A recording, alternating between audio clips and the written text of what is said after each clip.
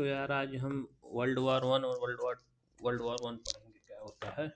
World war 1 में हुआ क्या था, 914 से 918 के बीच में हुआ था। तो वर्ल्ड वॉर 1 के कॉजेस क्या थे, सबसे ज़रूरी है कॉजेस पढ़ लेते हैं। कॉजेस वर्ल्ड वॉर 1 के क्या थे। सबसे पहले दो कैटेगरीज में कॉजेस होते हैं। तो अंडरलाइन कॉज होता है, एक इमीडिएट कॉज होता है। तो अंडरलाइन कॉज में मेन से याद रखना, मेन में सबसे पहला कॉज है मिलिट्रिज्म।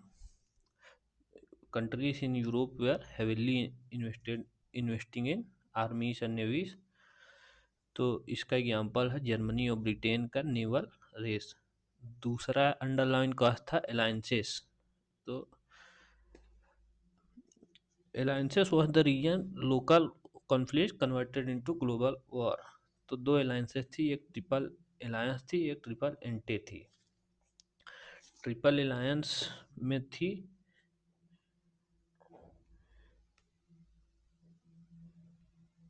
ट्रिपल अलायंस में तीन कंट्रीज थी और ट्रिपल एंटे में तीन थी। ट्रिपल एंटे में थी फ्रांस, ब्रिटेन और रसिया। और ट्रिपल अलायंस में थी जर्मनी, इटली और ऑस्ट्रो हंगरी।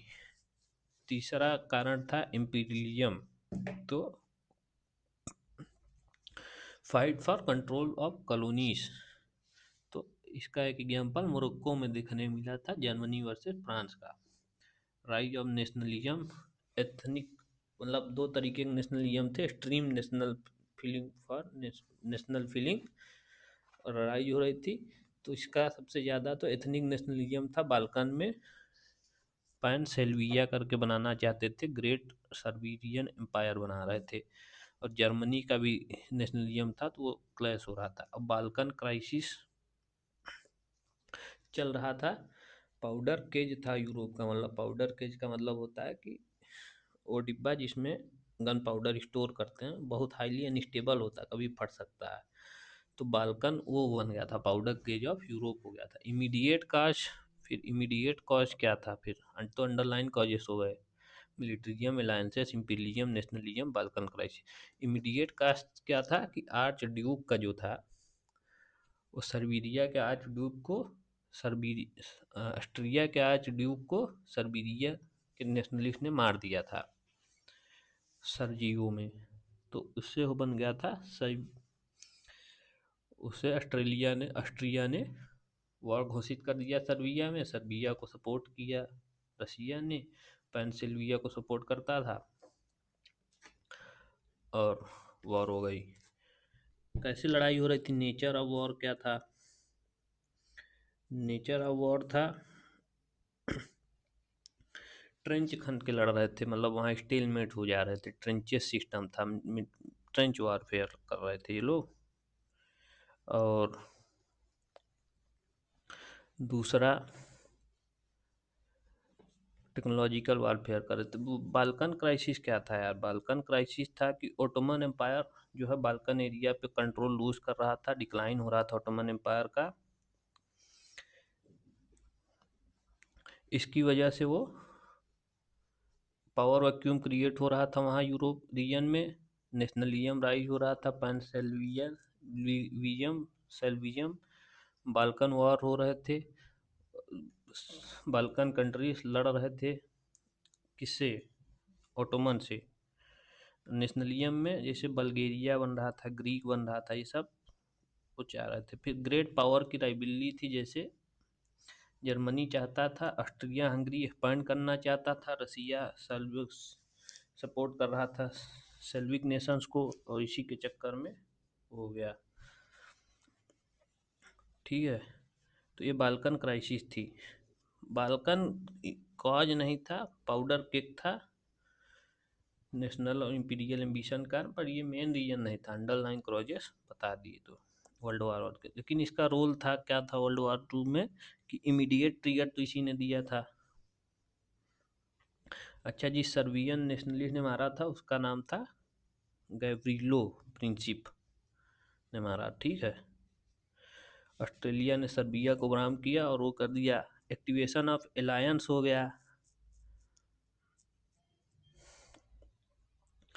कि ये मतलब पहले रसिया ने सर्बिया को किया, जर्मनी ने ऑस्ट्रेलिया को सपोर्ट कर दिया, ऑस्ट्रेलिया तो फ्रांस और ब्रिटेन भी ज्वाइन कर लिए। एस्केलेशन ऑफ कॉन्फ्लिक्ट अलायंस की वजह से वो हो गया। और नेशनलिज्म जब था तो एथनिक नेशनलिज्म अब directly challenge the imperial power.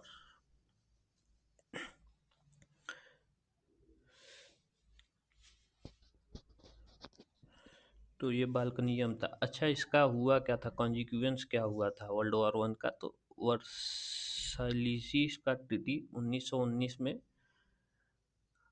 वर्साइलिस का ट्रीटी हुआ था 19 में, जिसमें जर्मनी को गिल्टी कर दिए थे, उसको वार रिप्रेंसिएशन, वॉर गिल्ट, इन सब से लाद दिए थे।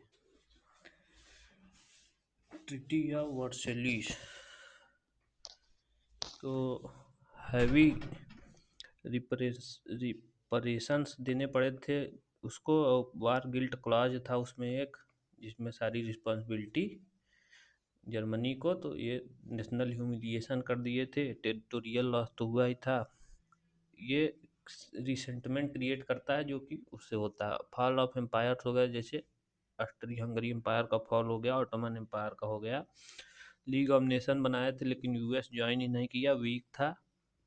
प्रिवेंट फ्यूचर वॉर, लेकिन वीक था, कोई आर्मी नहीं थी, US did not join. Economic impact था कि यूरोप डेवेस्टेटेड था, इन्फ्लेशन अनएम्प्लॉयमेंट थी। World war one ended empire but fail to create stable peace, इसे वो कर सकते हैं।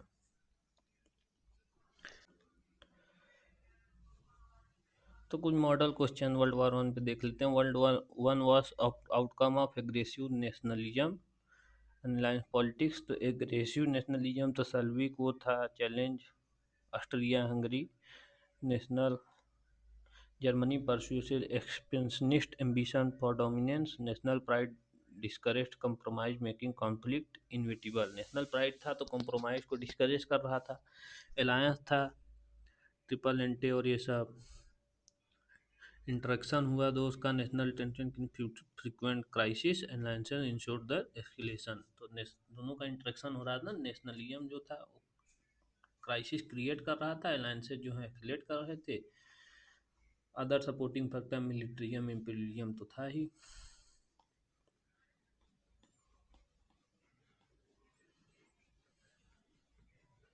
बाल्कन जो है, बाल्कन इनस्टेबिलिटी थी, इमीडिएट ट्रिगर था, why only spark underlying causes थे, रोल ऑफ ग्रेट पावर हुआ था। तो थैंक यू। हाँ, वर्ल्ड वॉर टू देखते हैं यार। वर्ल्ड वॉर टू में हिटलर का क्या रोल रहा है?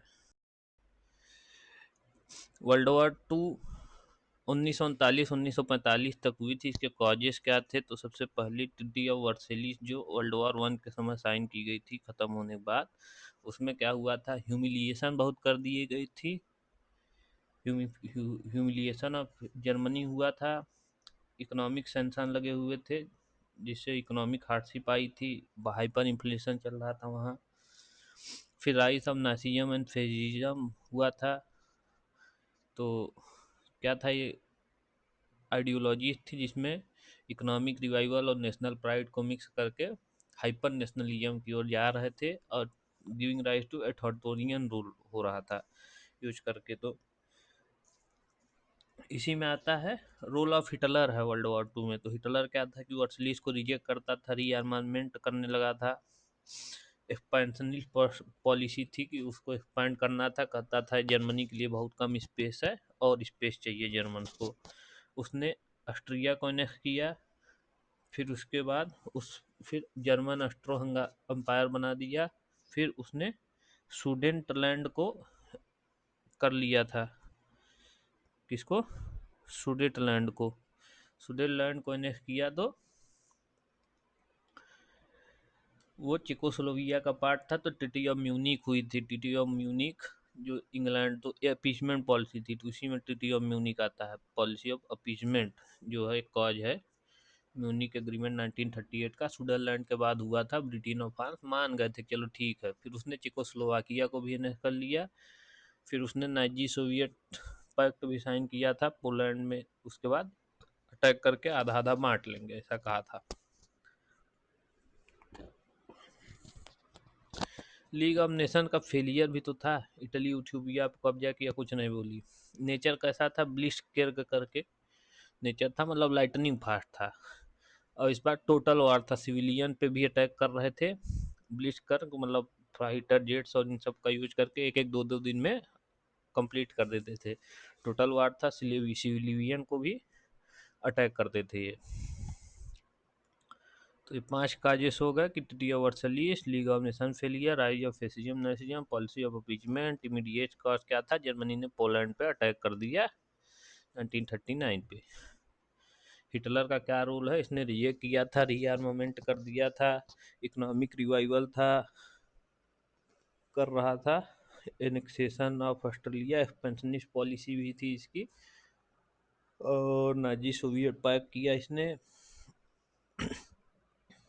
एंड ब्लिट्ज की। तो कॉन्सिक्वेंसेस क्या है कि शिफ्ट इन पावर स्ट्रक्चर आ गया, यूरोप से यूएस और यूएसएसआर का हो गया, कोल्ड वॉर एरा चालू हो गया, आर्म्स रेस स्टार्ट हो गई इसके बाद बिटवीन यूएसएसआर एंड वो यूएन आया, strong and stronger than weak league of nation to avoid further wars. इसमें यूएस भी था, डीकोलोनाइजेशन हुआ, मतलब अब कॉलोनीज जो बना रहे थे वो हटने लगा, अब ब्रिटेन बोर्ड सिस्टम आया, आईएमएफ वर्ल्ड बैंक वाला सिस्टम आया, फाइनेंशियल रिस्ट्रक्चरिंग हुई दुनिया की। तो ये वर्ल्ड वॉर 2 के कॉन्सिक्वेंसेस थे। इसमें रोल ऑफ हिटलर क्या था, वर्सलीस को मना किया, स्पेनिश पॉलिसी थी, एनेक्सेशन ऑस्ट्रिया और सुडेटलैंड को, सुडेटलैंड चेकोस्लोवाकिया, नाजी सोवियत पैक, ठीक है, यही था।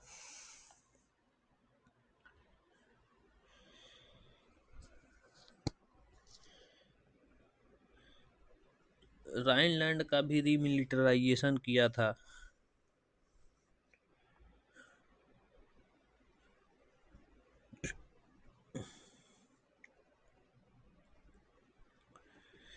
तो नाजी सोवियत पैक्ट 1939 पोलैंड को आधा आधा बांटने की बात हो गई थी, फिर वो सब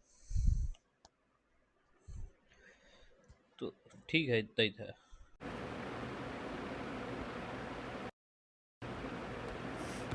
अमेरिकन रेवोल्यूशन पढ़ेंगे अभी।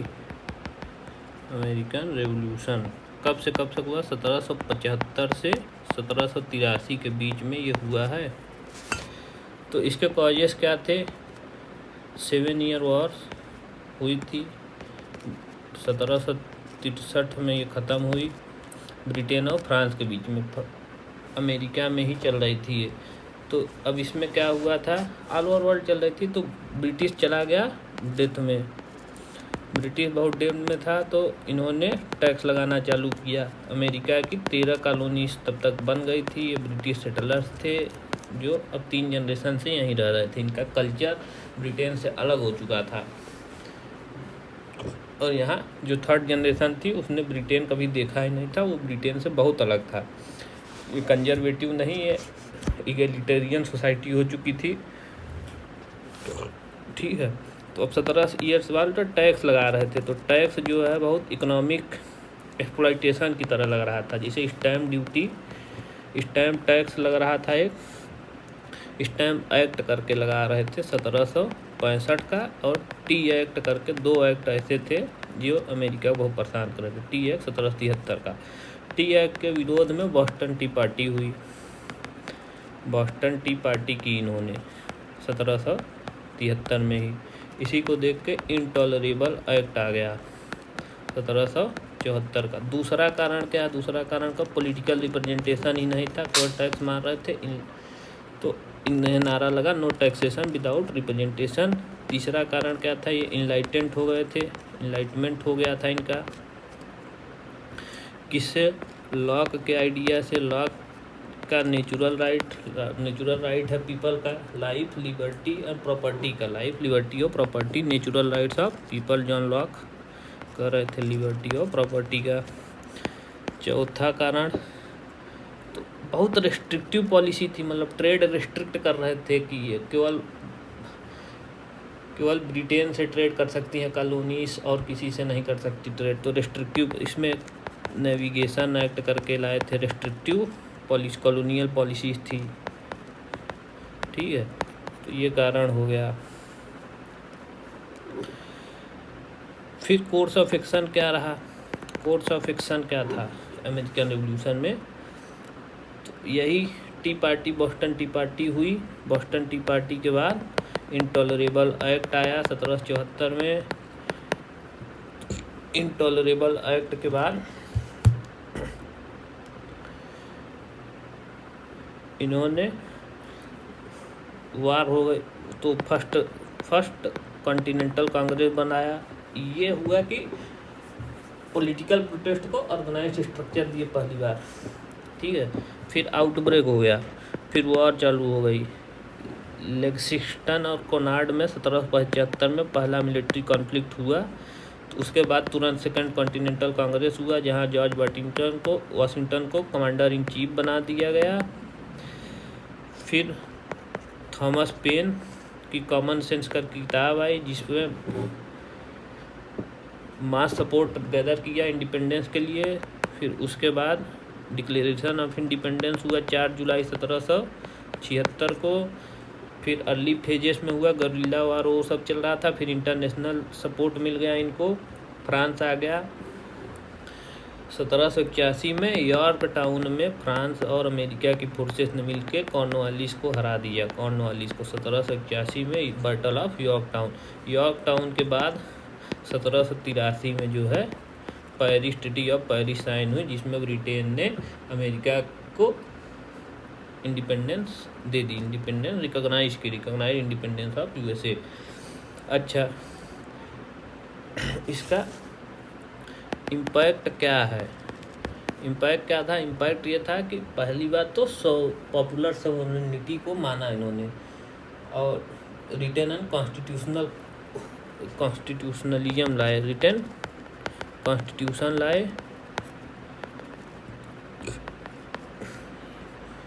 और पॉपुलर सोवरेनिटी को माना। आइडियोलॉजीज जैसे बिल ऑफ राइट लाके, बिल ऑफ राइट्स लाके,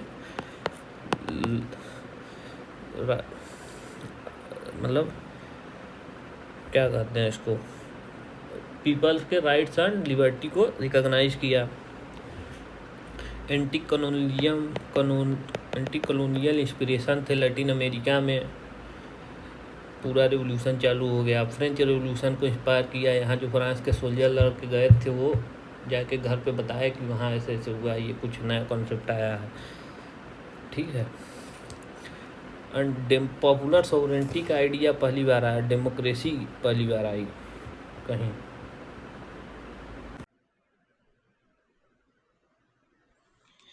यार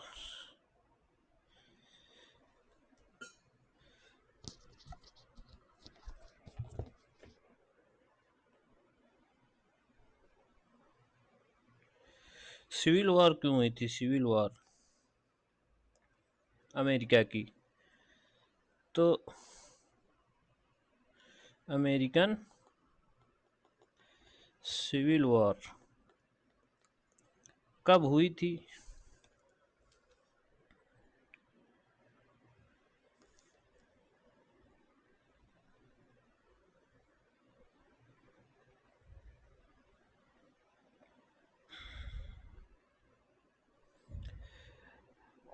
अमेरिकन सिविल वॉर हुई थी 1881 से 1865 के बीच में। क्यों हुई थी? नॉर्थ, पहला कारण था नॉर्थ वर्सेस वेस्ट का जो स्लेवरी की डिबेट थी। नॉर्थ चाहता था कि फ्री हो, फ्री लेबर हो, मतलब, और ये चाहते थे इनकी स्लेव बेस्ड इकोनॉमी थी। ये कॉटन प्लांटेशन में साउथ वाले यूज करते थे, तो स्लेव बेस्ड इकोनॉमी थी इनकी। क्योंकि नॉर्थ इंडस्ट्रियल था, तो फ्री लेबर स्लेव था, ये एग्रेरियन इकोनॉमी थी इनकी। नॉर्थ क्या चाहता था? मेजर कॉस्ट तो यही था। फिर इकोनॉमिक डिफरेंसेस भी थे इनके। ये इंडस्ट्री था, ये टैरिफ्स को सपोर्ट करते थे अपनी इंडस्ट्री एक्सपोर्ट करने के लिए। फ्री ट्रेड चाहिए था इनको, साउथ वालों को। फिर पॉलिटिकल डिबेट था एक, कि नया राज्य जैसे कोई अमेरिकन फेडरेशन में जुड़ेगा तो वो क्या होगा, स्लेव स्टेट होगा कि फ्री स्टेट होगा। तो इसमें सबसे बड़ा एग्जाम्पल का है कंसस नेब्रास्का एक्ट जो हुआ था। फिर एक डिबेट ये भी था, चौथा कारण था डिबेट था कि स्टेट का राइट चलेगा, स्टेट खुद का लॉ बनाएगा, या फेडरल का लॉ ओवर पावर करेगा, फेडरल अथॉरिटी होगी। सारा ये भी था। इमीडिएट कॉस्ट का था, सबसे आखिरी में इमीडिएट कॉस्ट था अब्राहम लिंकन का 1860 में इलेक्ट हो जाना। इनका एंटी स्लेवरी कैंपेन जो था, सदर्न स्टेट ने तुरंत सेसीड करके कन्फेडरेशन बना दिया था। तो इसका इम्पैक्ट क्या रहा सिविल वॉर का, तो स्लेवरी ख़त्म हुई, यूनियन को स्ट्रेंथ मिला, फेडरल अथॉरिटी वो हुई, यूएस का इंडस्ट्रियली ग्रोथ बढ़ा। सोशल इम्पैक्ट ये रहा कि ये जो है रेशियल इनइक्वलिटी बढ़ गई, मतलब अब वो परसिस्ट रह गई, रेशियल मतलब डिस्क्रिमिनेशन अभी तक हो रहा है। लॉन्ग सिविल राइट मूवमेंट चला, स्ट्रगल चला।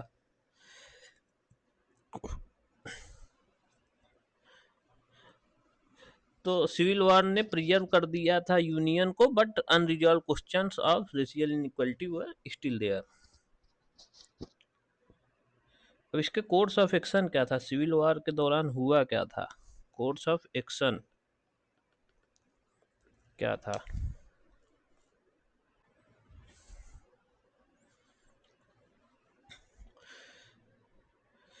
तो सबसे पहले क्या हुआ था, 11 स्टेट आके पहले लिंकन जीते हैं 1860 में, तुरंत 11 स्टेट ने कन्फेडरेट स्टेट ऑफ अमेरिका बना दिया, कन्फेडरेट स्टेट ऑफ अमेरिका। 1861 के अप्रैल में वॉर चालू हो गई फोर्ट समटर में। फोर्ट समटर से बैटल ऑफ फोर्ट समटर से चालू हुआ। नॉर्थ फोर्सेस हार रही थी, बैटल ऑफ बुल रन ये सब हुआ, टर्निंग पॉइंट हुआ कि तो इम्पैसिपेशन का, तब हार रहे थे शुरू में नॉर्थ वाले, तो इन्होंने क्या किया, इम्पैसिपेशन प्रोक्लेमेशन जारी किया 1883 में। ये इम्पैसिपेशन प्रोक्लेमेशन क्या था, तो उन्होंने कन्फेडरेट स्टेट में जो स्लेव थे उनको इसमें फ्री कर दिया। तो इसमें इंडिंग स्लेवरी की ओर चले गए, प्रिजर्विंग उसको कर दिए। तो बैटल ऑफ गेटीबर्ग में डिसाइसिव विक्ट्री इनको मिली, बैटल ऑफ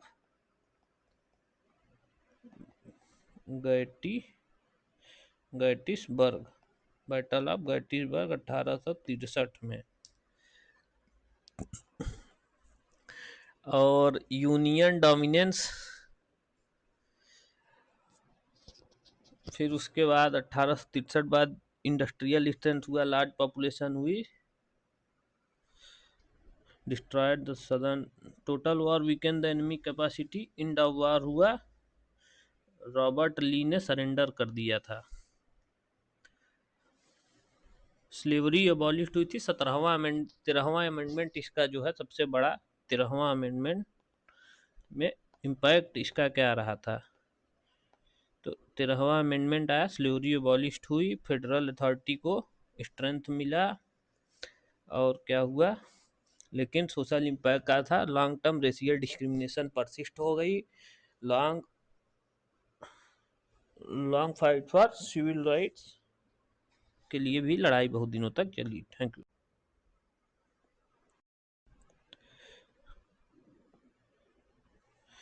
तो हम बात फ्रेंच रेवोल्यूशन की करते हैं 1789।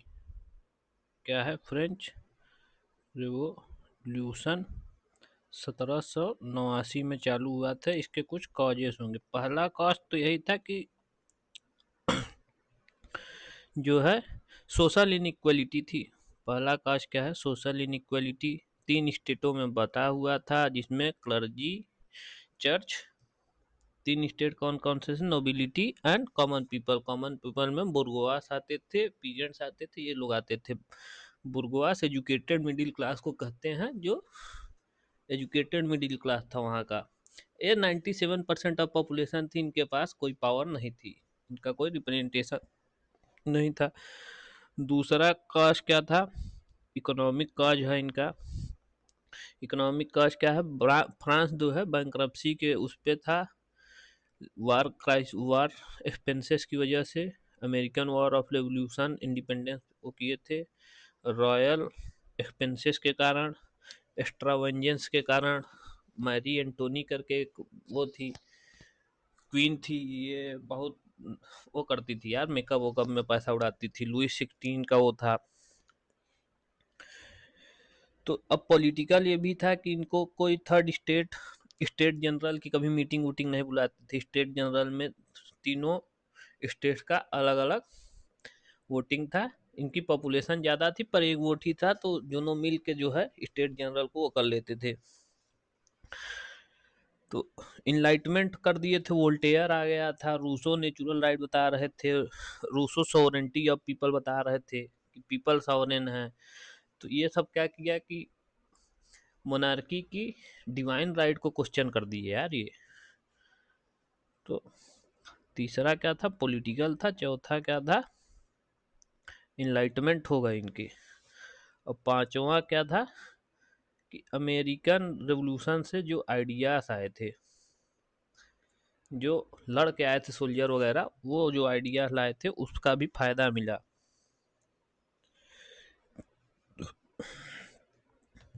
इसके बाद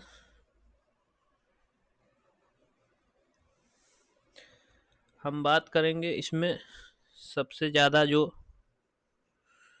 कोर्स ऑफ एक्शंस क्या थी कि फ्रेंच रेवोल्यूशन का कोर्स ऑफ एक्शन क्या था। ये तो कॉजेस थे। कोर्स क्या था कि स्टेट जनरल की वोटिंग बुलाई थी इन्होंने। स्टेट्स जनरल बुलाया था 1789 में। ठीक है। डिस्प्यूट हो गया। थर्ड स्टेट वाले गुस्सा हो गए। इन्होंने नेशनल असेंबली बना दी। नेशनल असेंबली फॉर्म की। टेनिस कोर्ट में ले ली ओथ। टेनिस कोर्ट में जो है ओथ ले ली। 17 जुलाई को पैलेस ऑफ बस्टाइल को पैलेस ऑफ बेस्टाइल को जो है इन्होंने अटैक कर दिया। बेस्टाइल पे अटैक कर दिया। कब किया था? 14 जुलाई 1789 को ही। और फिर इन्होंने declaration of rights of man कर दिया 1789 में। Declaration of rights of man. ठीक है। तो अब इसके बाद हुआ क्या? इसके बाद हुई कॉन्स्टिट्यूशनल मोनार्की फेज आया। पहला फेज क्या है? P1 constitutional monarchy. Constitutional monarchy आया। कॉन्स्टिट्यूशनल मोनार्की में लुइस 16 को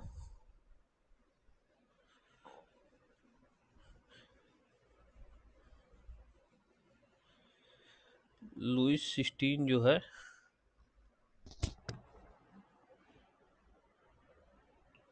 हाँ सिलेंडर भेजे रहनार सुबह में लेखा अब आही तब तो ले। अच्छा बतिया नंबरवा दे देन नंबर यही तब ले। ठीक। तो कॉन्स्टिट्यूशनल मोनार्की हुई। पॉलिटिकल इनस्टेबिलिटी था। डिमांड बढ़ती गई। फिर रेडिकल फेज आया। Reign of terror. रोबिस्पायर का reign of terror. Reign of terror. Jacobins का रूल आ गया। इसका लीडर कौन था? रोबेस पायर। रोबेस पायर इसका जो है लीडर था जेकोबियंस का। 1700 93 में इन्होंने लुइस 16 को जो है एग्जीक्यूट कर दिया। रेन ऑफ टेरर में क्या था, गिलिटीन से सबको मास एग्जीक्यूशन करते थे, strict control to suppress opposition था।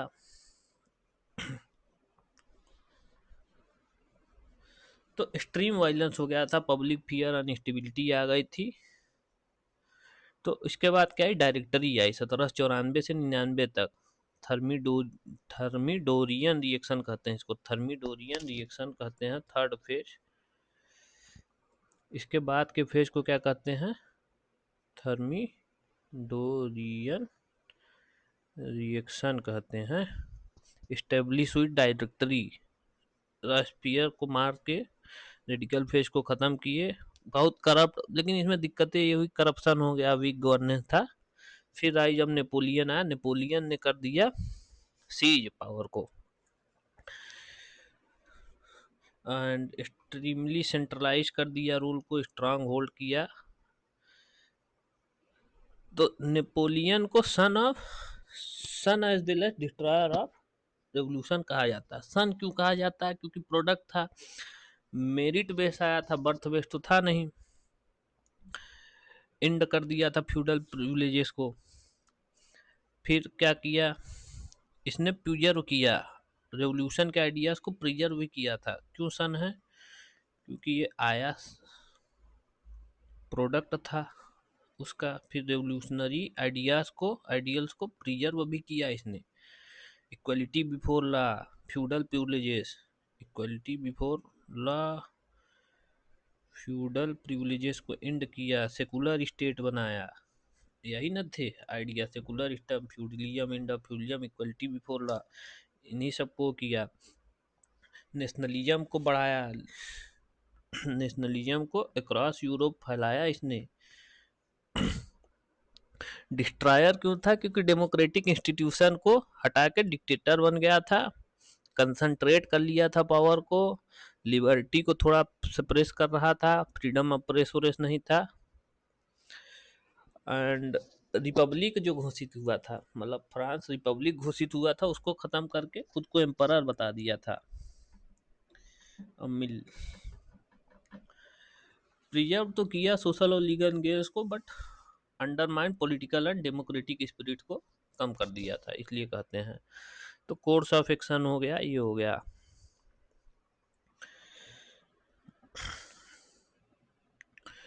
तो जेकोबियंस और गिरोडीन्स करके थे, इनके बीच में अंतर भी जान लो थोड़ा सा। तो जेकोबियन आइडल थे, मॉडरेट थे, और जेकोबियन जो थे बहुत पुअर लोग थे, वो थे बुर्गुआस से मिडिल क्लास जो डायरेक्टरी बनाए गिरोडीन। और ये ग्रेजुअल रिफॉर्म चाहते थे, जेकोबियंस एक्सट्रीम रिफॉर्म चाहते थे।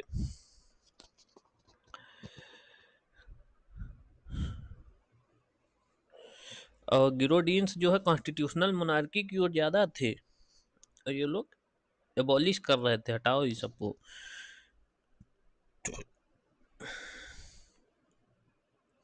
तो गिरोडीन जो जो ये कॉन्स्टिट्यूशनल मोनार्की थी, इस समय गिरोडीन थे, ठीक है। इसके बाद क्या कहेंगे, इम्पैक्ट क्या रहा यार फ्यूडलिज्म को, सबसे ज़रूरी क्या होता है, इम्पैक्ट जान लो इसका। तो इसने क्या किया, equality before law, feudalism, secular state, church से अलग किया, ठीक है। इंडो प्रिविलेजेस, फ्यूडलिज्म का मतलब इंडो प्रिविलेजेस, पहली चीज इक्वलिटी बिफोर लॉ, प्रिविलेजेस को एंड किया, फ्यूडलिज्म को एंड किया, सेकुलरिज्म लाया, फिर रिपब्लिक भी लाया, रिपब्लिक कि कोई डिवाइन राइट्स को रिजेक्ट किया, पॉपुलर सोवरेंटी बेस्ड वो लाए, राइट्स ऑफ मैन को डिक्लेयर किया, राइट्स ऑफ मैन को डिक्लेयर किया, liberty fraternity equality, liberty fraternity equality. तो इसने बहुत से उसको वो किया।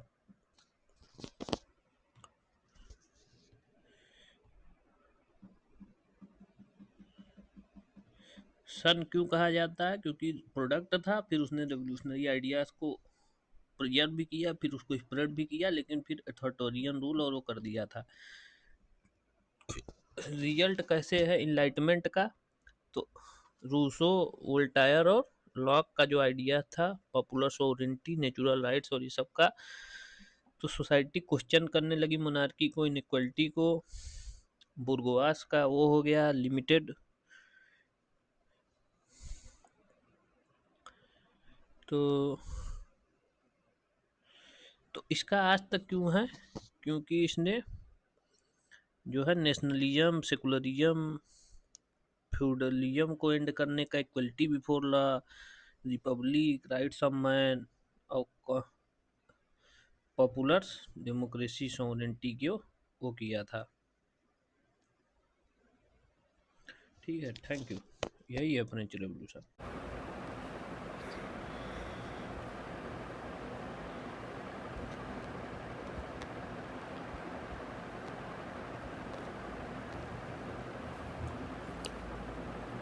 रशियन रेवोल्यूशन 1917 का तो ओवरथ्रो करने के लिए हुआ था जारिस रिजीम को। World first socialist state USSR बनाया। क्या कारण रहा होगा? कारण क्या था? पॉलिटिकल था। जॉन निकोलस टू जो था पूरा ऑटोक्रेसी चला रहा था, कोई अकाउंटेबिलिटी नहीं थी। तो फिर इकोनॉमिक प्रॉब्लम्स थी, तो पीजेंट थे, लैंड शॉर्टेज थी, सर्वडॉम को एबॉलिश किए थे 1861 में, फिर भी पीजेंट्री नहीं गई थी। इंडस्ट्रियल वर्कर जो थे वो पुअर कंडीशन में थे, लॉन्ग वर्किंग आवर्स और लो वेजेस में काम कर रहे थे। पेट्रोगार्ड में हार्श फैक्ट्री डिसिप्लिन में काम कर रहे थे वर्कर्स। तो एक क्लास रिसेसमेंट भी हो रहा था। इनइक्वालिटी थी, रिच एलिट्स और पुअर मासेस में बहुत ज़्यादा। आइडियोलॉजिकली मार्क्स की आइडियोलॉजी जो थी, society divides into class, worker should overthrow ruling class. Lenin जो है मार्क्सिज्म से बहुत वो था। पीस लैंड ब्रेड की स्लोगन यहाँ का था। इमीडिएट काज ये था कि ये वर्ल्ड वार 1 में हार गए थे। यहाँ फूड शॉर्टेज, इन्फ्लेशन थी, सोल्जर रिफ्यूज करते थे फाइन।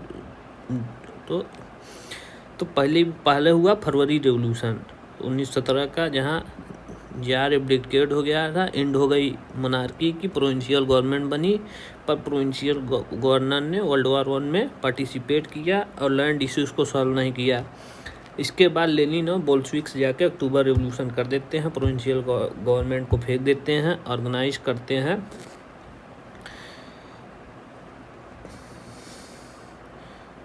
तो इनका क्या नारा था? नारा इनका भूल गए, पीस लैंड ब्रेड। तो पीस लैंड ब्रेड यही देने की बात किए थे। आउटकम क्या हुआ कि जैसे ही आया मोनार्की ख़त्म हुई, सोशलिस्ट स्टेट पहला बना एंड नेशनलाइज कर दिए इंडस्ट्रीज़ को, लैंड रीडिस्ट्रीब्यूट किए, क्लासलेस सोसाइटी बनाने की बात किए। ग्लोबल इम्पैक्ट क्या कि बहुत से रिवोल्यूशंस वर्ल्ड वाइड इन्होंने इंस्पायर किया, कोल्ड वार को लेटर वो किया। ये तो एक और चीज़ है कि रशियन रेवोल्यूशन ने वर्ल्ड को क्या दिया है।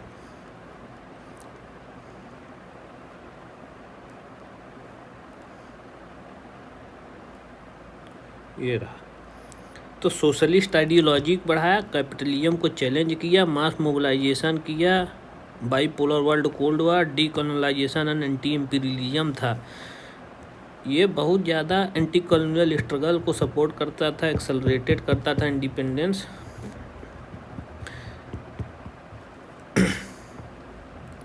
ठीक है, यही है रशियन रेवोल्यूशन। ठीक, तो ब्रिटेन में इंडस्ट्रियल रेवोल्यूशन जो हुआ, ये ब्रिटेन में ही क्यों हुआ? तो वहाँ कैपिटल था, वहाँ लूट के लाते थे, कॉलोनीज से बहुत सारा पैसा आ रहा था, कैपिटल अवेलेबल था, वो इन्वेस्ट करना था। नेचुरल रिसोर्सेज से कोल और आयरन थी, मशीन और ये सब एनर्जी के लिए बनाने के लिए। एक पॉलिटिकल स्टेबिलिटी थी, protected property and encouraged entrepreneurship, technological invention हुआ था, steam engines Jeffrey James Watt का, एंड स्पिनिंग जेनी टेक्सटाइल के लिए बहुत वो थी। दोनों इंडस्ट्रियल रेवोल्यूशन को वो कर रही थी। और एग्रीकल्चरल रेवोल्यूशन था, फूड प्रोडक्शन बढ़ गया था, पॉपुलेशन ग्रोथ हुई, सरप्लस लेबर हुआ जो सिटीज़ में गई, इसलिए हुआ इंडस्ट्रियल रेवोल्यूशन। तो क्या हो रहा था, फैक्ट्री सिस्टम आ गया था, मशीन प्रोडक्शन था, ट्रांसपोर्ट आ गया था, अर्बन सेंटर्स बढ़ रहे थे। इससे हुआ क्या, इकोनॉमिक इम्पैक्ट क्या था इसका, कैपिटलिज्म का हुआ राइज, प्रॉफिट डोमिनेंट हो गया, कैपिटलिज्म का हुआ rise, increase in production and trade, trade और production, mass production, cheap good, expanded market, global trade network, globalisation की ओर, डिवीजन ऑफ लेबर हुआ। तो स्मॉलर टास्क में डिवीजन करते थे, एफिशिएंसी इंक्रीज करते थे, रिपीटेटिव करते थे, तो इनका स्पेशलाइजेशन बढ़ता था। अनइक्वल डिस्ट्रीब्यूशन ऑफ वेल्थ हुआ, इनइक्वलिटी भी बढ़ी, इंडस्ट्रियलिस्ट बढ़ते गए, वर्कर पुअर ही रहते गए। तो इम्पीरियलिज्म को इसने फ्यूल किया, और ज़्यादा रॉ मटेरियल चाहिए और मार्केट चाहिए, तो ये सब के लिए बहुत फ्यूल किया इसने। सोशल इम्पैक्ट भी था, अर्बनाइजेशन आया, बढ़ा, मैनचेस्टर लंदन जैसे शहर बने, मिडिल क्लास आया, bourgeois, proletariat, solid labour for, class divide हो गया,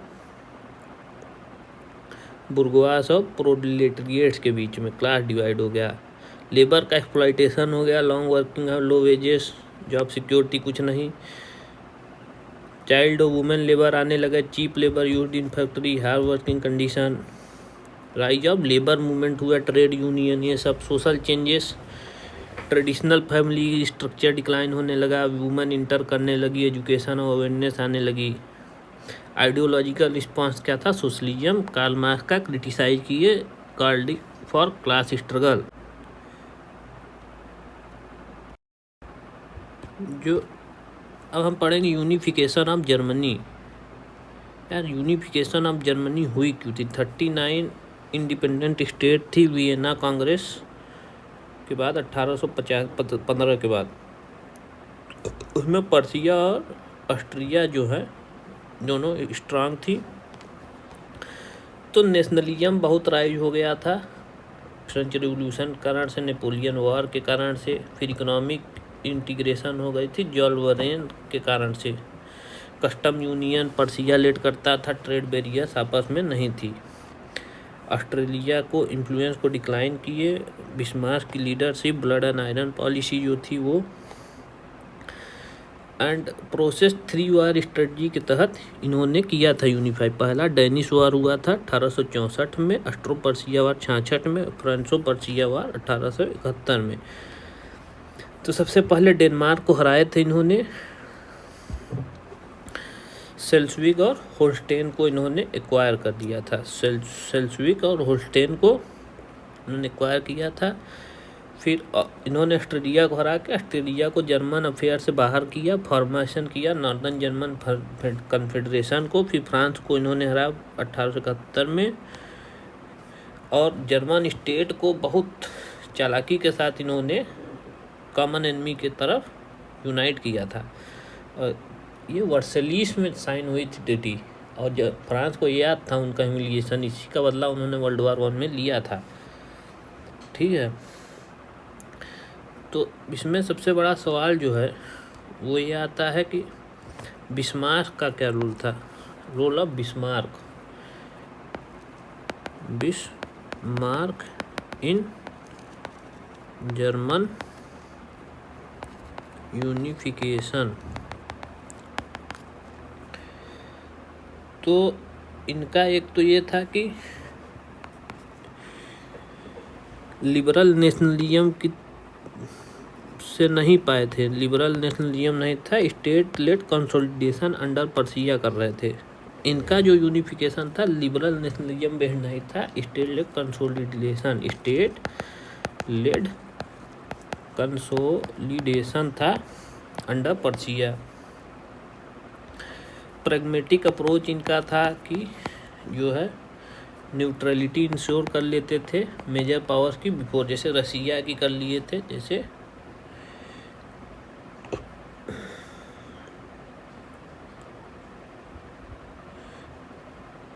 और इनकी डिप्लोमेटिक स्किल्स थी। ऑस्ट्रिया और फ्रांस को जो है आइसोलेट कर दिया था, ऑस्ट्रिया और फ्रांस को दोनों को डिप्लोमेटिकली आइसोलेट कर दिया था। वार को स्ट्रेटजिकली यूज करते थे, रेकलेसली कभी यूज नहीं किया। 3 वार स्ट्रेटजी थी, डेनिश वार, ऑस्ट्रो पर्सिया वार, फ्रांसो पर्सिया वार, ठीक है। और ये फ्रांसो पर्सिया वार में तो नेशनलिस्ट आइडियल को पूरा इन्वोक करके ही किया था इन्होंने, दिखाया कि जर्मनी को राजा को ऐसा बोला और नेशनलिज्म इन्वोक करके फ्रांस को हराया था। लीडरशिप और विजन थी, वार प्लस ब्लड पॉलिसी थी,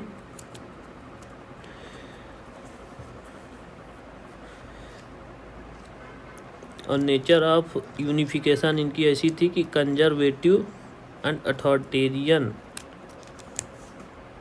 led by monarchy not democratic forces. Bismarck जो है सेंट्रल ड्राइविंग फोर्स थे बिहाइंड यूनिफिकेशन। हाउएवर जोल्वेरिन और नेशनलिज्म बहुत इंपॉर्टेंट फैक्टर थे। जोल्वेरिन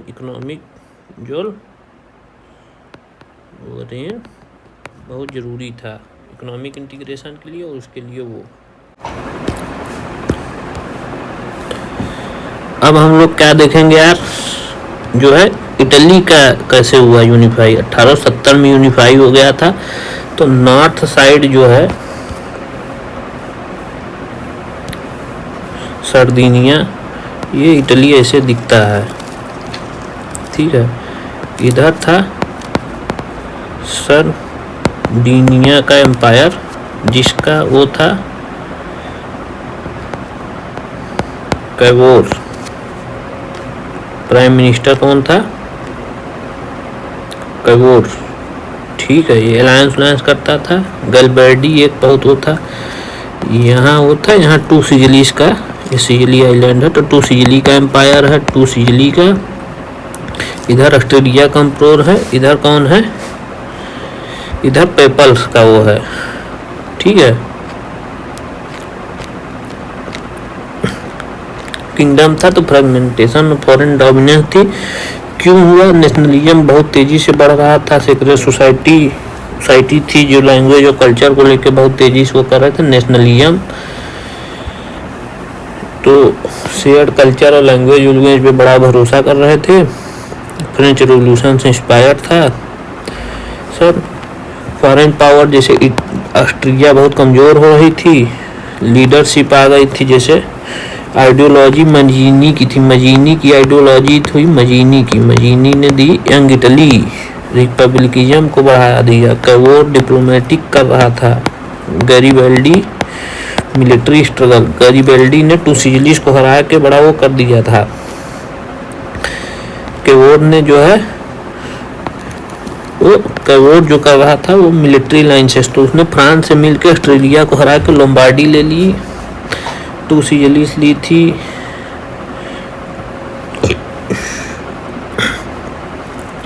नेचर क्या था? पॉपुलर मूवमेंट गैरिबल्डी का था, डिप्लोमेसी के ओर की थी, इसके कॉम्बिनेशन से मिला था। फॉरेन रूल हट गया था, नेशनल स्टेट बनाए थे,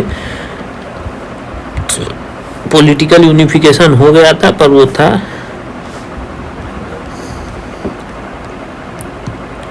ठीक है। यही था इटली का यूनिफिकेशन, इतना जानना है, ठीक है।